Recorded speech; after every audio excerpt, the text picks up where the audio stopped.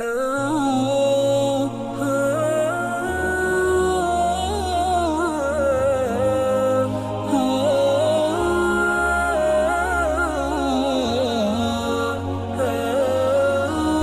چې هلکه دا تپوس دا خو ډېره ښه خبره ده بار ملکونو نه هم ډېر ملګري لګیایي هغوی تپوسونه کوي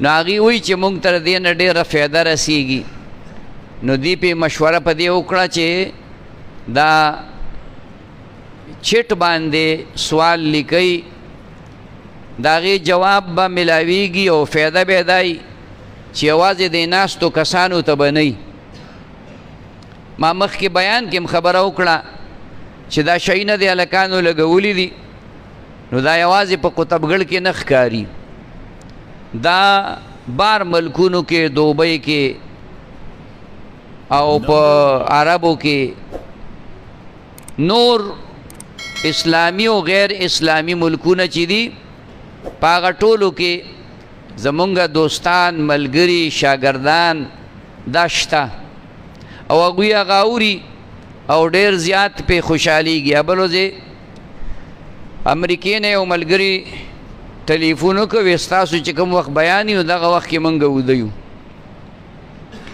د بعضې ځایونو 12 ګنټې فرق دی زمونږ او د امریکې د بعضو 10 او د بعضو 8 ګنټې واشنګټن غالبا زمونږ او د 8 ګنټې فرق دی نو وی چې هغه په نټ باندې خو هر څه پراته وي سهار لی موږ ښه په قلاره راوالو او وی ګورو ځکه دا خو د دې شي نه لرې کېږي نه که نه دا خو یو ځل چې لاړ شي څلورم اسمان ته وخیږي بس بیا به وي بیا واپس نه راکوزېږي تاسو خیال ته راله یو ابل کالې زه لاړم روژه وه مینګوره کې مې څه کار و نو 8 بجې هغه ځای ته ورسېدم په دې وخت کې ملګري ټلیفون وکړو د دې لونخوړ ملګری دی ممتاز علي هغه ټلیفون وکړه هغې هغه چېرته د امریکې نه مخوا څه ملکو په هغې کې نو ما ورته الټا نصیحت شروع کړه چې یاره تاسو خو ډېر داسې ملک یئ چې ټول کافر دي ګیر چاپېره خو د خپل مونځ او دس پابندي کوئ ذکر تلاوت دا کوئ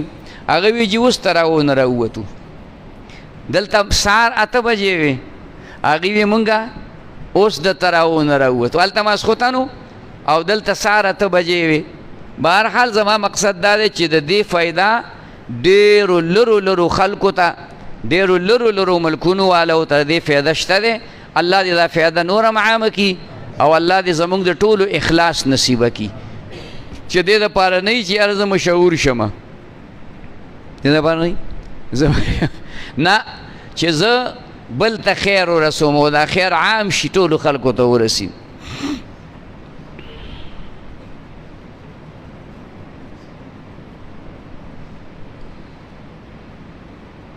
دا ملګري تپوس کړی دی چې نن سبا خلک په فیسبوک باندې د مولانا فضل الرحمن غلط تصاویر د ښځو سره شیر کوي او کنزل کوي د دې وضاحت ما مخکې کړی او هر عالم یوازې مولانا فضل الرحمن نه هر عالم چې تا سره څه د دنیا سود او زیان شته نه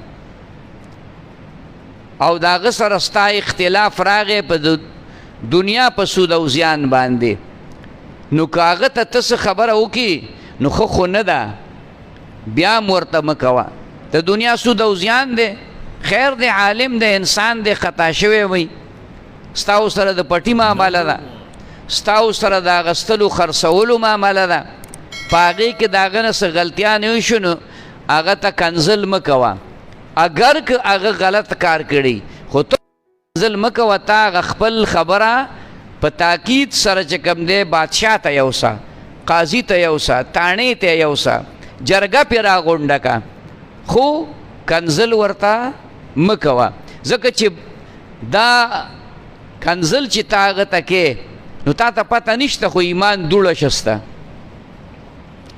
او دا درته پته نشته خو ښځه در باندې طلاقه شوه او بیا چې بلا وجې صرف په دې وجه باندې چې دا د پلانۍ پاټۍ ملا دی او زه د هغې پاټۍ سړی نه یم هېڅ بې څه کنزل کې یو عالم ته تا ته نه بد ویلی دي نه د صرف دای درته وایي سود مه کوه، جواري مه کوه، ناروا مه کوه، د بوتانو چې کوم دی د دې نه ځان اوس مثلا یعنی ستا د غلطۍ تا ته چې کومه دی نشاندهي کوي او ته لګې هغه پسې کنځلې کې، نو چې څوک هم داسې کوي چې په یو عالم پسې بلا وجې، دا بلا وجې دی، د پارټۍ اختلاف دا وجه نه ده، دا د کنځلو وجه نه ده، دا ضد دی، عناد دی، دا وجه ده چې د دې سړي دا عالم نه دی خوښ. ولې نه دی خوښ؟ ځکه چې د سره قرآن او حدیث دی.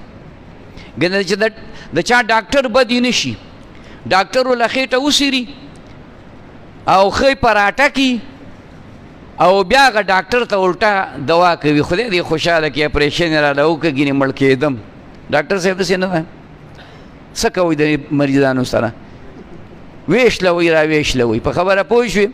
الا وینه تې بیله والی، وینه تې والی دغه شته وینه ما پرونه ټیسټ کو، هلک رانه وینه مې خو دغه لږه وینه واخته واخسته، نور پکې څه پاتې شو؟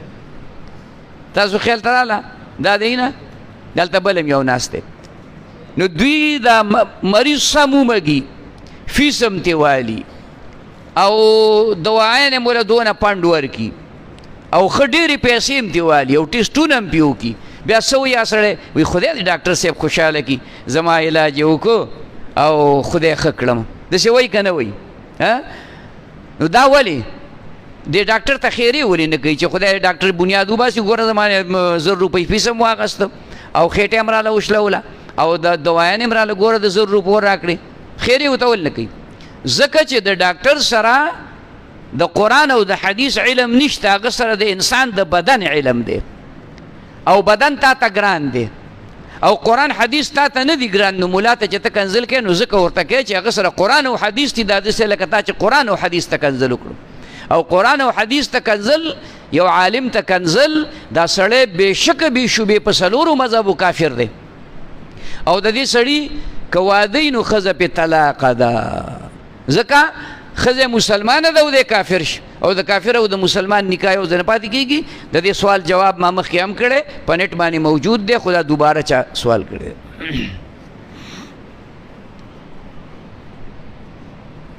دا تپوس ملګري کړی زنانه د حیض په ورځو کې په یادو تلاوت کولی شي؟ نه، زنانه باندې تلاوت بند دی، مونځ پې بند دی کله چې د دې حیض راغلی. ماهواري بیماري، حیض عام خلک نه پېژني، ماهواري بیماري میاشت کې یو ځل زنانه باندې یو بیماري راځي، د وړو بولو اندام نه وینه ځي، دا کله 6 ورځې، دا کله 7 ورځې. په دې دوران کې دا به مونځ هم نه کوي، دا به روژه هم نه نیسي، دا به تلاوت هم نه کوي اگر که په یاد وي. الحمد قل هو هر چاته یاد دي، دا به نه کوي. په دې ټولو کې صرف د روژې قضا پې شته او د مانځه پې نشته. ځکه هره میاشت کې چې د یو زنانه اندازه د حیض 7 ورځې نو 7×5 هره میاشت کې 35 منځونه راګرځول اسان کار خو نه دی. شریعت اسان دی، بس وایي مه راګرځوه، مه کوه مونځ، خیال کې مه راغله. او روژه په ټول کال کې به پې راشي، یو 6 5 7 ورځې به پې راشي، نو په ټول کال کې 6 7 ورځې روژه راګرځول دا څه مشکله او ګرانه خبره نه ده. نو د حیض په دوران کې تلاوت دا نشي کولی او مونځ هم نشي کولی.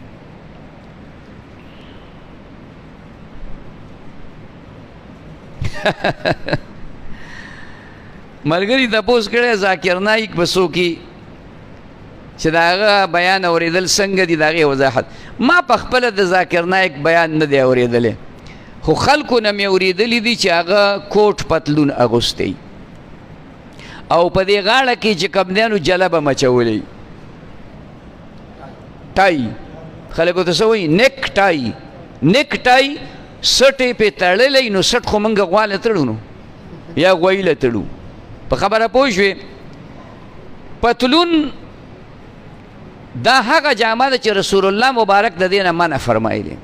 هر هغه لباس چې په هغې کې دونه نری وي چې د بدن دننه حصه پکې ښکاري، نو دې ته نبي علیه السلام بربنډ ویلی. یا داسې لباس چې په بعضو حصو وي او په بعضو نه وي، لکه دا لنډي بونډي. خیال کې مراله د سکول کالج ته دا هلکان چې بعضې ځي نو کمیسونه بونډي که نه لمنې ترې پرې کړي، نو چې لمن ترې پرې کړي هغه بیا په بډه کې ورکي نو کوناټي ښکاري که نه ښکاري.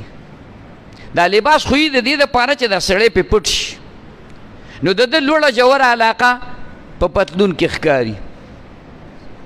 تاسو فکر ته راځي خبره؟ خفه کېږئ مه، دا که ته په پښتو کې نه وایم نو په انګریزۍ باندې پکې تاسو ډېر ملګري سي چې پوهېږي نه، او که په عربۍ کې ته وایم نو بیا هم نه پوهېږئ پې. نو په پښتو کې درته ځکه وایم چې لوړه جوړه علاقه پکې ښکاري. نو دغه لباس نبی علیہ السلام وایي چې دومره نری وي چې بدن پکې ښکاري، یا بعضې حصې د بدن پې پټي بعضې ښکارئ، او یا داسې لباسي چې ټول بدن پې پټي خو چسپاني یعنی په دې بدن پورې نښتې جوختي، په جوړه کې په جوړ ځای کې ورننوتي او په لوړ ځای کې په لوړ ځای باندې راغلي. نو پتلون دغه دی که نه دی؟ خلاف شرع لباس شو، خلاف سنت چې کومه دی نو لباس شو. او ټای دا د عیسایانو مذهبي شعار دی. ټای دا غاړه کې جلب نه اچولی. هغوی وایي موږ عیسی علیه السلام مړ کړی و، نعوذ بالله. عیسی علیه السلام نه دی مړ ښه، موږ عیسی علیه السلام مړ کړی و.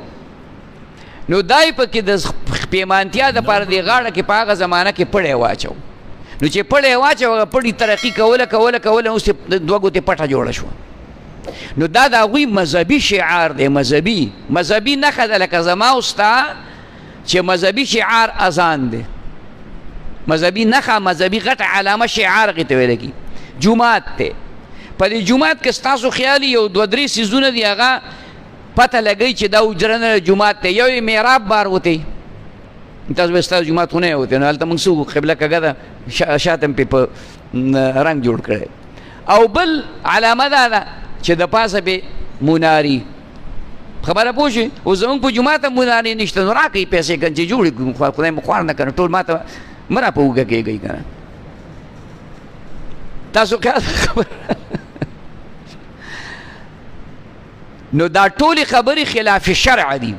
او چې د غیرو مسلمو د هغوی شعار یو سړی خپلی، هغه که پلانکی خان دی او که ډنګری خان دی، خپل د چا نوم مالی په تندر دی ولګي. نبی علیہ السلام صحابو ته وی روجه عبادت دی که نه دی؟ عاشوري په روجه کې نبی علیہ السلام د یهودو خلاف وکړي، د یهودو خلاف وکړي. هغوی یوه روجه نیسي، تاسو سره یو بله ملګري کوي.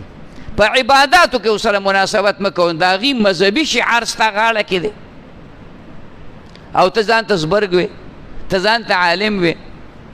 که پوهېږئ نو دا جواب شو، که نه پوهېږئ نو سر دی بورجۍ له راواچوئ. په خبره پوه شوئ؟ او چې تا هغه بیان اوري نو زما بیان ولې نه اوري؟ د قاسم مولانا بیان ولې نه اوري؟ بېشماره په دې نېټ باندې غټ ښایسته ښایسته علما زموږ راځي، د دیوبند علما، د هغوی بیانونه ولې نه اوري؟ شته پې که نشته؟ په اردو کې پې شته، په پښتو کې پې شته. د مفتي ضروري خان بیان ولې نه اوري؟ خیال کې م راځي؟ نو چې دا هغه درته دونه پټکی هم په سر کړی دی، ښه ښکلې غټه ګیرې هم د مثال په طور، جامې هم د سنت مطابق، چوغۍ جوبې هم چې کوم دی د سنت دپاره اچولې ده. نو د هغه بیان نه اوري، د بربنډ اوري مړه. نو لږ خو عقل ته مو که که نه سړیه، هره خبره خو څوک نه تپوسي که نه، پوهېږي مطلب باندې. خبرې مې ډېرې خولې له راغلي، خو بیا راته د هلکان قاریږي وایي بیا ستړی وروستو سلګۍ ویو خبرې اوږدې کې، نو نه به کوم، ځای به نه به کوم. شوتل دپاره ځمکه اجاره باندې ورکړه، او هغه اجاره اصول شوه. په دې باندې زکات شته یا نشته؟ دا به یادو ساتئ چې کم پټی سړی په اجاره ورکي او هغه زمیندار پکې زمینداري کوي. که زما پټی دی، مثال درته جوړوم، زما پټی دی یو جریب یا دوه جریبه، هغه ما تاله درک په اجاره چې ته به ما هلکه 10,000 روپۍ راکې، نو ته چې ته کوم پیداوار واخلې نو د دغې پیداوار زکات به ته ورکې، او زه به باچا ګرځم برېت به تاومه په ما باندې زکات. که دا پیسې زما سره نورې وي او دا جمع شوې کال پې تېر شو او نصاب ته ورسې، نو بیا پکې 40 روپۍ ده. خو د اجارې په هغه وخت کې د اجارې په پیسو کې زکات نشته. زکات په کومو کې دی؟ په پیداوار کې دی. د ځمکې نه پیدا یو من غنم پکې وشو که 10 منه پکې وشو، د هغې نه به زکات ورکوي سړی. ښه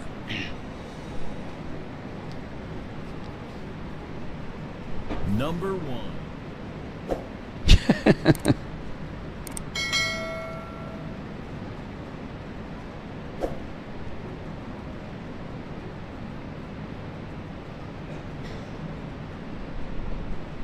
دا خو بیا یې پکې دغه سړی لیکلی دی چې دا وابي دی. هلکه دا وابي دی او که غیر وابي دی په شړک دی ولګي.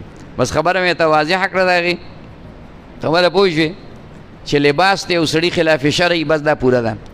بیا پکې دا لیکلي دي چې یو وابي وایي وابي به څه شی نو خیر کې راله وابي به څه شی به وي، هر څه شی چې دی هغه وایي چې زه د قصد په امام پسې اقامت کوم د مؤذن د اجازت نه بغیر، زما مونځ خو نه کېږي په دې پوه یم، خو چې د نورو کې هم ونشي نو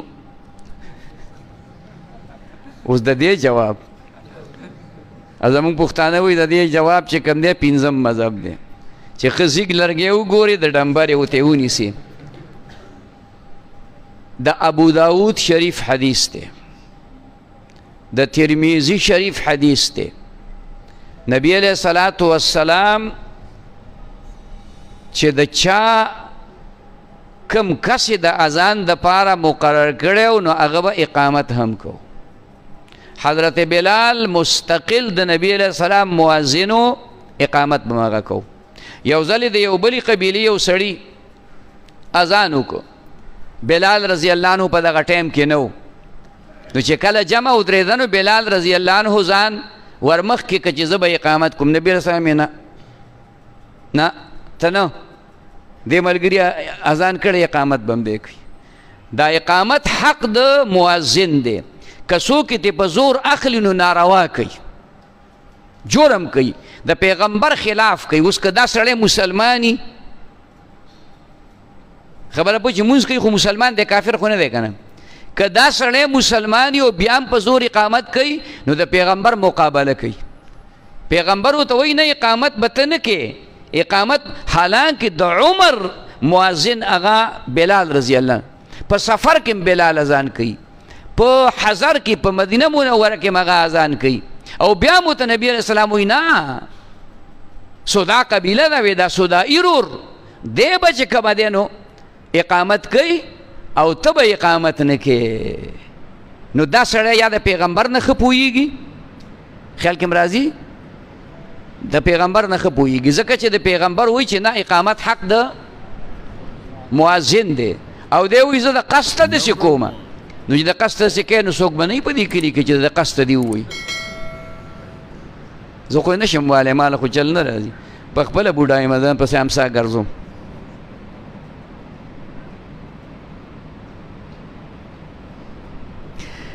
د یو سړي زوی علم حاصلوي، هغه ته کنزل ویل وینا کول باره قسم د پلار ورته کنزل کوي، ښه نه کوي، ښه نه کوي. ها که دا زوی د پلار مخالفت کوي نو بیا یوازې کنزل نه چې دا خوله دې وله ماته کړي. خبره پوه شو، کنزل خو ډېر لوی جرم دی، کنزل خو هسې نه دي په کار. دا خو جدا خبر ده ما تاسو چې موږ پښتانه چې کنزل ونه کړو نو په موږ باندې وخت پړسیږو ګټې ته کنزل کوو که نه کوو. دا مثال زه ډېر ویم حافظ صاحب دې خوا ښه موږ ګټې ته هم کنزل کوو. اکه د دیوال سره چې ته ولګېدو اوږه مو ولګېدو نو قرآنې خو ستا دی، دیوال سره دیوال ته وې ستا په مېرمن راولګم نو دیوال غریب څه نه خبر دی چې د هغه مېرمن باندې را مېرمن څه شي که دا دیوال ستی خو تی میرمن مالک ته وایي نو ځان ته دې کنځل وکړو نو خو ځان ته ووایه چې زه غټ دلی یم چې دیوال سره ولګېدم او که تا ته چا دله ووي نو کلشنکوف پسې بیا رالی تاسو بېکار ته نو کنځل نه دي په کار بچي ته هم کنځل نه دي په کار او بیا چې هغه په طلب د علم کې دی نو یقین وساته چې ګورې تا ته چې خدای کوم رزق درکوي دا د دې علم د بچي د وجې نه برکت درکوي نبی علیہ السلام ته یو صحابي راغی یا رسول الله موږ ډېره غریبي ده زه مزدوري کوم او دا زما د یو ورور دی بدل ته تا سره ناست دي طالب دی بل کار یې نشته او قرآن او حدیث ده کوي نو ته درته ووایې چې ما سره لږه مزدوري کوي نو لږ غونې اسانتیا به راباندې راشي نبی علیہ الصلاۃ والسلام ورته وایي په ایمان چې تا ته کوم رزق میلاویږي دا هم د علم د برکته میلاویږي خبره پوه شوې نو چې زوی د چا طالب دی خوشحاله دي شي ښکل دی کی سترګې دې وله ښکل کی تندې دې وله ښکل کی چې هغه وایي دا جي 500 روپۍ راکړه وس دې کېږي 1000 روپۍ ورله ورکړه 500 روپۍ راکړه 1000 روپۍ ورله ورکړه خبره باندې پوه شوې د موږ زهیر چې سهار حقانیت ته ځي که نه سهار وختي نو چې ما ته ځان ماما خورې کړي خیال کې مې راځي نو زه ولې د ماسخوتن نه پیسې ورکړم چې د دړله جوړي د ماسخوتن نه ولې پیسې ورکړم زه چې ولې څونه پیسې ورکوم د هغې په نیمې د کار کېږي خو زه یم طالب دی پرېږده چې سیالي برابري که سبا ټانګوان مانګوان خوریم چې خوړی شي ټیپر خوریم چې خوړی شي په خبره باندې پوه شوې خوشحاله شئ د چا بچې به علم کوي او تو ته کنځلې کې نه تی ښکل کا دا هلکان زموږ چې راشي نو زه یې راغاړه باسم ښکلې کړم خوشحاله شم الحمدلله دا زموږ بچي دي علم کوي داسې وړه خبره خو نه ده ډېر لوی مقام دی لویه مرتبه ده خو افسوس دا ده چې اوس ما او تا ته نه ده معلومه نو ما او تا ته نه ده معلومه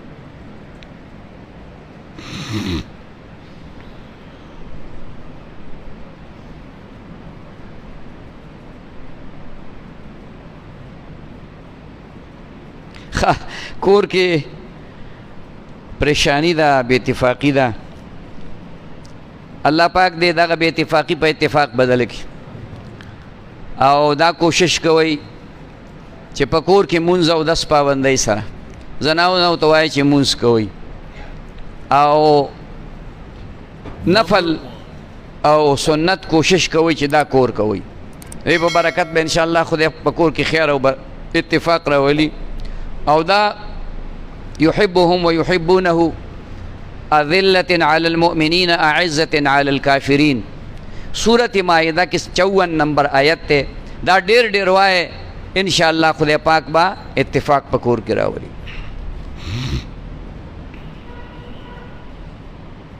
دا مرګره وی زما والد سے بیمار دی او د ډېرې مودې شپږو میاشتونه بېهوشه دعا ورته وکړي خدای ته کامل صحت نصیب کړي د دوی د هغه د نیک عمل دپاره یې جوړ کړي او د دوی د دعاګانو دپاره یې جوړ کړي څومره بیماران دي ټولو شفا نصیب کړي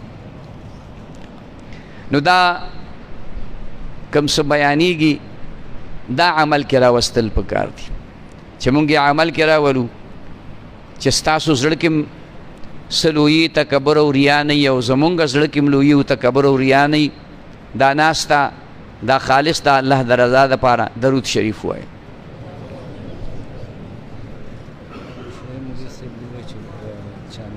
او کنه ربنا حسنة وفي الآخرة حسنة السپیکر خو برک الله نه دی کنه او دا ویډیو دا باندې کوي